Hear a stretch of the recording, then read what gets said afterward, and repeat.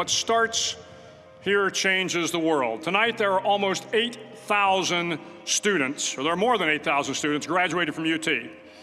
So that great paragon of analytical rigor, Ask.com, says that the average American will meet 10,000 people in their lifetime.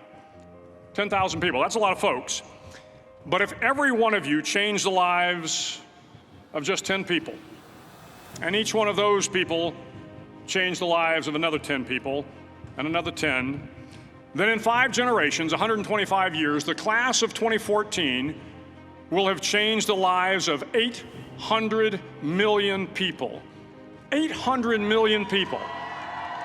Think about it. Over twice the population of the United States. Go one more generation, and you can change the entire population of the world, 8 billion people.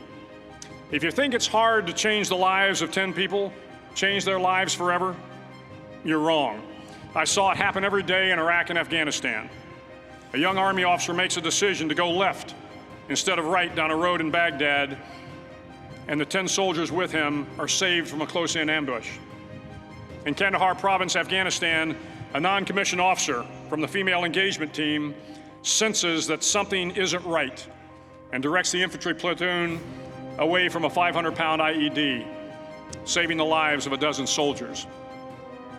But if you think about it, not only were those soldiers saved by the decisions of one person, but their children were saved, and their children's children. Generations were saved by one decision, one person. But changing the world can happen anywhere, and anyone can do it. So what starts here can indeed change the world. But the question is, what will the world look like after you change it? Well, I'm confident that it will look much, much better. But if you'll humor this old sailor for just a moment, I have a few suggestions that may help you on your way to a better world. And while these lessons were learned during my time in the military, I can assure you that it matters not whether you ever served a day in uniform. It matters not your gender, your ethnic or religious background, your orientation, or your social status. Our struggles in this world are similar, and the lessons to overcome those struggles and to move forward, changing ourselves and changing the world around us, will apply equally to all. I've been a Navy SEAL for 36 years, but it all began when I left UT for basic SEAL training in Coronado, California. Basic SEAL training is 6 months of long, torturous runs in the soft sand, midnight swims in the cold water off San Diego, obstacle courses, unending calisthenics, days without sleep, and always being cold, wet, and miserable. It is 6 months of being constantly harassed by professionally trained warriors who seek to find the weak of mind and body and eliminate them from ever becoming a Navy SEAL. But the training also seeks to find those students who can lead in an environment of constant stress, chaos, failure, and hardships. To me, basic SEAL training was a lifetime of challenges crammed into 6 months. So here are the 10 lessons I learned from basic SEAL training that hopefully will be of value to you as you move forward in life. Every morning in SEAL training, my instructors, who at the time were all Vietnam veterans, would show up in my barracks room, and the first thing they'd do was inspect my bed. If you did it right, the corners would be square, the covers would be pulled tight, the pillow centered just under the headboard, and the extra blanket folded neatly at the foot of the rack. It was a simple task, mundane at best, but every morning we were required to make our bed to perfection. It seemed a little ridiculous at the time, particularly in light of the fact that we were aspiring to be real warriors, tough, battle-hardened SEALs. But the wisdom of this simple act has been proven to me many times over. If you make your bed every morning, you will have accomplished the first task of the day. It will give you a small sense of pride, and it will encourage you to do another task, and another, and another. And by the end of the day, that one task completed will have turned into many tasks completed. Making your bed will also reinforce the fact that the little things in life matter. If you can't do the little things right, you'll never be able to do the big things right. And if by chance you have a miserable day, you will come home to a bed that is made, that you made. And a made bed gives you encouragement that tomorrow will be better. So if you want to change the world, start off by making your bed. During SEAL training, the students are all broken down into boat crews. Each crew is 7 students, 3 on each side of a small rubber boat, and 1 coxswain to help guide the dinghy. Every day, your boat crew forms up on the beach and is instructed to get through the surf zone and paddle several miles down the coast. In the winter, the surf off San Diego can get to be 8 to 10 feet high, and it is exceedingly difficult to paddle through the plunging surf unless everyone digs in. Every paddle must be synchronized to the stroke count of the coxswain. Everyone must exert equal effort, or the boat will turn against the wave and be unceremoniously dumped back on the beach. For the boat to make it to its destination, everyone must paddle. You can't change the world alone. You will need some help. And to truly get from your starting point to your destination takes friends, colleagues, the goodwill of strangers, and a strong coxswain to guide you. If you want to change the world, find someone to help you paddle.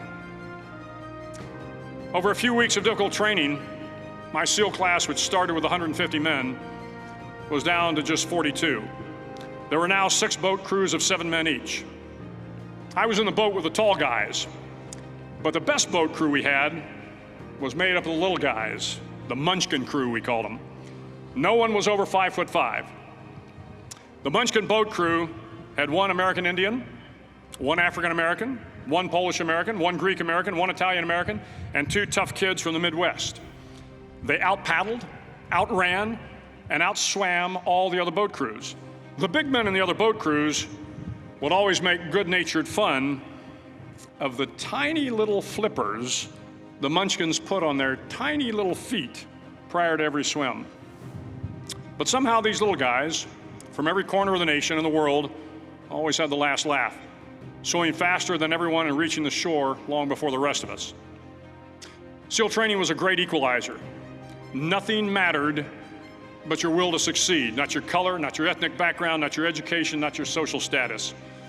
If you want to change the world, measure a person by the size of their heart, not by the size of their flippers. Several times a week, the instructors would line up the class and do a uniform inspection. It was exceptionally thorough. Your hat had to be perfectly starched, your uniform immaculately pressed, your belt buckle shiny and void of any smudges. But it seemed that no matter how much effort you put into starching your hat or pressing your uniform or polishing your belt buckle, it just wasn't good enough. The instructors would find something wrong. For failing the uniform inspection, the student had to run, fully clothed, into the surf zone, then wet from head to toe, roll around on the beach until every part of your body was covered with sand. The effect was known as sugar cookie. You stayed in the uniform the rest of the day, cold, wet, and sandy. There were many a student who just couldn't accept the fact that all their efforts were in vain, that no matter how hard they tried to get the uniform right, it went unappreciated. Those students didn't make it through training. Those students didn't understand the purpose of the drill. You were never going to succeed. You were never going to have a perfect uniform. The instructors weren't going to allow it. Sometimes, no matter how well you prepare or how well you perform, you still end up as a sugar cookie. It's just the way life is sometimes. If you want to change the world, get over being a sugar cookie and keep moving forward. Every day during training, you were challenged with multiple physical events: long runs, long swims, obstacle courses, hours of calisthenics, something designed to test your mettle. Every event had standards, times you had to meet. If you failed to meet those times, those standards, your name was posted on a list, and at the end of the day, those on the list were invited to a circus. A circus was 2 hours of additional calisthenics, designed to wear you down, to break your spirit, to force you to quit. No one wanted a circus. A circus meant that for that day, you didn't measure up. A circus meant more fatigue, and more fatigue meant that the following day would be more difficult, and more circuses were likely. But at some time during SEAL training, everyone made the circus list. But an interesting thing happened to those who were constantly on the list. Over time, those students who did 2 hours of extra calisthenics got stronger and stronger. The pain of the circuses built inner strength and physical resiliency. Life is filled with circuses. you will fail.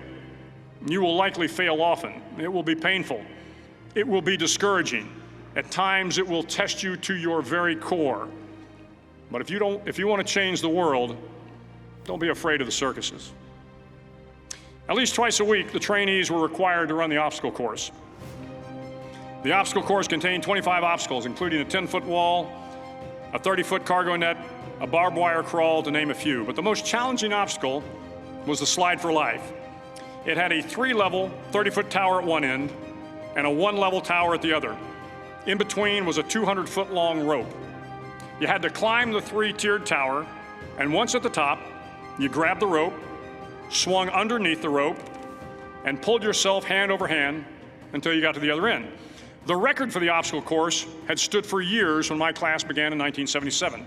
The record seemed unbeatable until one day a student decided to go down the slide for life head first. Instead of swinging his body underneath the rope and inching his way down, he bravely mounted the top of the rope and thrust himself forward. It was a dangerous move, seemingly foolish and fraught with risk. Failure could mean injury and being dropped from the course. Without hesitation, the student slid down the rope perilously fast. Instead of several minutes, it only took him half that time. And by the end of the course, he had broken the record. If you want to change the world, sometimes you have to slide down the obstacles head first. During the land warfare phase of training, the students are flown out to San Clemente Island, which lies off the coast of San Diego. The waters off San Clemente are a breeding ground for the great white sharks. To pass SEAL training, there are a series of long swims that must be completed. One is the night swim. Before the swim, the instructors joyfully brief the students on all the species of sharks that inhabit the waters off San Clemente. They assure you, however, that no student has ever been eaten by a shark, at least not that they can remember. But you are also taught that if a shark begins to circle your position, stand your ground. Do not swim away. Do not act afraid. And if the shark, hungry for a midnight snack, darts towards you, then summons up all your strength and punch him in the snout, and he will turn and swim away. There are a lot of sharks in the world. If you hope to complete the swim, you will have to deal with them. So if you want to change the world, don't back down from the sharks. As Navy SEALs, one of our jobs is to conduct underwater attacks against enemy shipping. We practice this technique extensively during training. The ship attack mission is where a pair of SEAL divers is dropped off outside an enemy harbor and then swims well over 2 miles underwater, using nothing but a depth gauge and a compass to get to the target. During the entire swim, even well below the surface, there is some light that comes through. It is comforting to know that there is open water above you. But as you approach the ship, which is tied to a pier, the light begins to fade. The steel structure of the ship blocks the moonlight. It blocks the surrounding street lamps. It blocks all ambient light.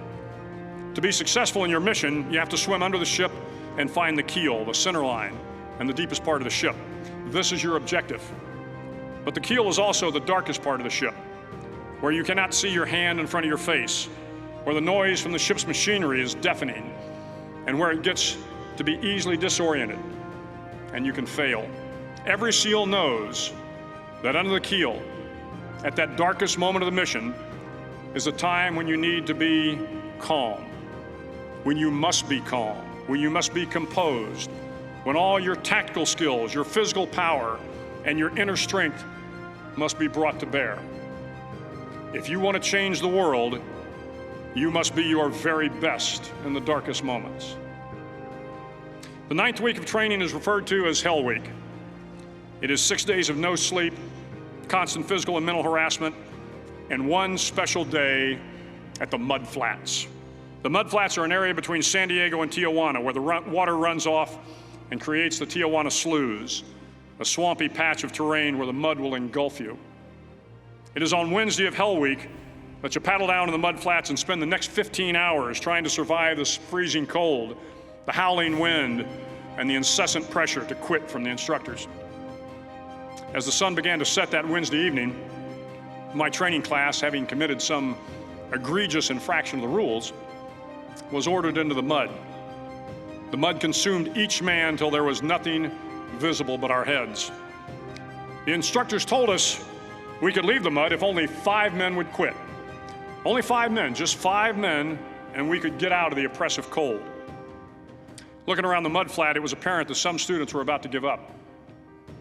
It was still over 8 hours till the sun came up. 8 more hours of bone-chilling cold. The chattering teeth and the shivering moans of the trainees were so loud, it was hard to hear anything. And then one voice began to echo through the night. One voice raised in song. The song was terribly out of tune, but sung with great enthusiasm. One voice became 2, and 2 became 3, and before long, everyone in the class was singing. The instructors threatened us with more time in the mud if we kept up the singing, but the singing persisted, and somehow the mud seemed a little warmer, and the wind a little tamer, and the dawn not so far away. If I have learned anything in my time traveling the world, it is the power of hope, the power of one person, a Washington, a Lincoln, King, Mandela, and even a young girl from Pakistan, Malala. One person can change the world by giving people hope. So if you want to change the world, start singing when you're up to your neck in mud. Finally, in SEAL training, there's a bell. A brass bell that hangs in the center of the compound for all the students to see. All you have to do to quit, is ring the bell. Ring the bell, and you no longer have to wake up at 5 o'clock. Ring the bell, and you no longer have to be in the freezing cold swims. Ring the bell, and you no longer have to do the runs, the obstacle course, the PT, and you no longer have to endure the hardships of training. All you have to do is ring the bell to get out. If you want to change the world, don't ever, ever ring the bell.